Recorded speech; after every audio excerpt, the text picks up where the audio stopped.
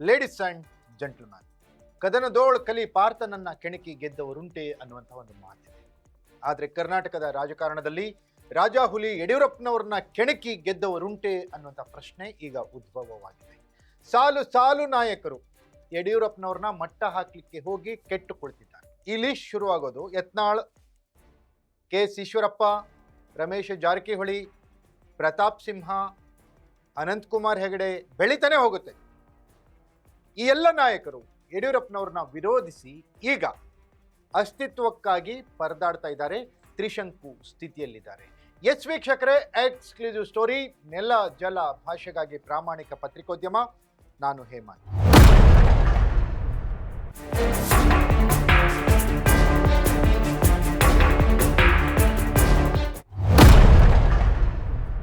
S ವೀಕ್ಷಕರೇ, ರಾಜಾಹುಲಿ ರೈತ ನಾಯಕ ಯಡಿಯೂರಪ್ಪ ದಕ್ಷಿಣ ಭಾರತದಲ್ಲಿ ಬಿಜೆಪಿಯನ್ನ ಮೊದಲ ಬಾರಿಗೆ ಕರ್ನಾಟಕದಲ್ಲಿ ಅಧಿಕಾರಕ್ಕೆ ತಂದಂತಹ ಹಠವಾದಿ, ಸಂಘಟನಾ ಚತುರ.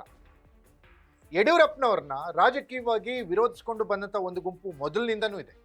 ಯಡಿಯೂರಪ್ಪನವರ ಪ್ರೀತಿ ಪಾತ್ರರಾಗಿ, ಯಡಿಯೂರಪ್ಪನವರ ಅಭಿಮಾನಿಯಾಗಿ ಕೆಲಸ ಮಾಡ್ತಾ ಇತ್ತು. ಅದೇ ರೀತಿ BS ಯಡಿಯೂರಪ್ಪನವರ ವಿರುದ್ಧವಾಗಿ ಒಂದು ಗುಂಪು ಮೊದಲಿನಿಂದನೂ ಕೆಲಸ ಮಾಡ್ಕೊಂಡು ಬರ್ತಾನೆ ಇದೆ. ಆ ಗುಂಪಿನ ನಾಯಕತ್ವ ಬದಲಾಗ್ತದೆ.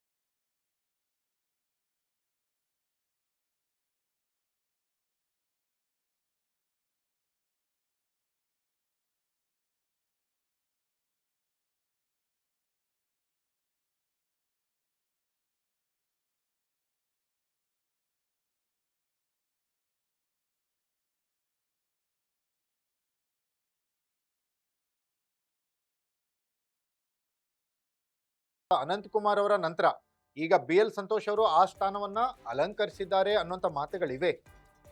ಆದರೆ ಬಹಿರಂಗವಾಗಿ ಎಲ್ಲಿಯೂ ಕೂಡ ಇದು BL ಸಂತೋಷ್ ಅವರ ಬಣ, ಯಡಿಯೂರಪ್ಪನವರ ವಿರೋಧಿ ಬಣ ಅಥವಾ ಯಡಿಯೂರಪ್ಪನವರ ಪರವಾದ ಬಣ ಅನ್ನೋಂಥದ್ದಲ್ಲ. ಈ ನಾಯಕರ ವಿಚಾರಗಳನ್ನು ಅಂತ ನೋಡಿದಾಗ ಯತ್ನಾಳ್ ಅವರು ಯಡಿಯೂರಪ್ಪನವರ ವಿರುದ್ಧ ಪುಂಖಾನುಪುಂಖವಾಗಿ ಮಾತನಾಡ್ತಾ ಇದ್ರು. ಅತ್ಯಂತ ಕೀಳು ಮಟ್ಟದ ಭಾಷೆಯನ್ನು ಬಳಸ್ತಾ ಇದ್ರು ಯಡಿಯೂರಪ್ಪ ಮತ್ತು ಮಗನ ವಿರುದ್ಧ. ಇವತ್ತು ರಾಜಕೀಯವಾಗಿ ಅತಂತ್ರರಾಗಿದ್ದಾರೆ. ಯಡಿಯೂರಪ್ಪನವರ ಒಂದು ಕಾಲದ ಬಹಳ ಪ್ರೀತಿ ಪಾತ್ರ ಅಂತ ಅನ್ಸ್ಕೊಂಡಿದ್ದಂಥ ರಮೇಶ್ ಜಾರಕಿಹೊಳಿ, ಸಮ್ಮಿಶ್ರ ಸರ್ಕಾರವನ್ನು ಕೆಡವಿ ಯಡಿಯೂರಪ್ಪನವರ ಸರ್ಕಾರವನ್ನು ತರಲಿಕ್ಕೆ ಪ್ರಯತ್ನ ಪಟ್ಟಂಥ ರಮೇಶ್ ಜಾರಕಿಹೊಳಿ, ಯಾವುದೋ ಒಂದು ಕಾರಣಕ್ಕೆ ಯಡಿಯೂರಪ್ಪನವರ ಕುಟುಂಬದ ವಿರುದ್ಧ, ವಿಜೇಂದ್ರ ವಿರುದ್ಧ ಸಿಡಿದು ನಿಂತು ಯಡಿಯೂರಪ್ಪನವ್ರನ್ನ ಕೆಣಕಿ ಈಗ ಮತ್ತೆ ಆಟಕ್ಕುಂಟು ಲೆಕ್ಕಕ್ಕಿಲ್ಲ ಅನ್ನುವಂತಾಗಿದ್ದಾರೆ. ಪ್ರತಾಪ್ ಸಿಂಹ ಯಡಿಯೂರಪ್ಪನವರ ವಿರುದ್ಧ ಮಾತಾಡಿದರು.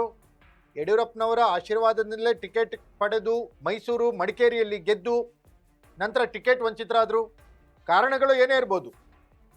ಆದರೆ ಅದೇ ಸಾಲಿನಲ್ಲಿ ಕೆ.ಎಸ್. ಈಶ್ವರಪ್ಪ ಶಿವಮೊಗ್ಗದವರೇ, ಇವರಿಬ್ರು ಹೆಂಗಿದ್ರು ಅಂದರೆ ಒಂದೇ, ಅಂದರೆ ಶಿವಮೊಗ್ಗ ಅಂದ್ರೇ ಹಂಗೆ, ಅದು ಸಮಾಜವಾದದ ನೆಲ. ಅಲ್ಲಿಂದ ಪಕ್ಷವನ್ನು ಕಟ್ಟಿ ಬೆಳೆಸಿರುವಂಥವರು ಯಡಿಯೂರಪ್ಪನವ್ರನ್ನ ವಿರೋಧಿಸ್ಲಿಕ್ಕೆ ಪ್ರಾರಂಭ ಆದಮೇಲೆ ಈಶ್ವರಪ್ಪ ಕೂಡ ಅತಂತ್ರರಾದರು. ಅದೇ ನಿಟ್ಟಿನಲ್ಲಿ GM ಸಿದ್ದೇಶ್ವರ್, ಅದೇ ನಿಟ್ಟಿನಲ್ಲಿ ಯೋಚನೆ ಮಾಡ್ಲಿಕ್ಕೆ ಹೋದರೆ ಅನಂತಕುಮಾರ್ ಹೆಗಡೆ, ಅವರಿಗೂ ಟಿಕೆಟ್ ಸಿಗಲಿಲ್ಲ ಪಾರ್ಲಿಮೆಂಟಲ್ಲಿ. ಇವರೆಲ್ಲ ಯಡಿಯೂರಪ್ಪನವ್ರನ್ನ ವಿರೋಧಿಸಿ ರಾಜಕೀಯ ಅಜ್ಞಾತವಾಸವನ್ನು ಅನುಭವಿಸ್ತಾ ಇದ್ದಾರೆ. ಯಡಿಯೂರಪ್ಪನವ್ರನ್ನ ವಿರೋಧಿಸಿದವರನ್ನ ಜನ ಒಪ್ಕೊಳ್ಳಲ್ಲ ಅನ್ನುವಂಥ ಸಂದೇಶ ಕರ್ನಾಟಕದಲ್ಲಿ ಸಿಗ್ತಾ ಇದೆ. ಕರ್ನಾಟಕದಲ್ಲಿ ಪಕ್ಷವನ್ನ ಕಟ್ಟಬೇಕು, ಅಧಿಕಾರಕ್ಕೆ ತರಬೇಕು ಬಿಜೆಪಿಗೆ ಅಂದ್ರೆ ಯಡಿಯೂರಪ್ಪನವರ ಅನಿವಾರ್ಯತೆ ಇದೆ ಅನ್ನೋದನ್ನ ಸೂಚಿಸುತ್ತೆ.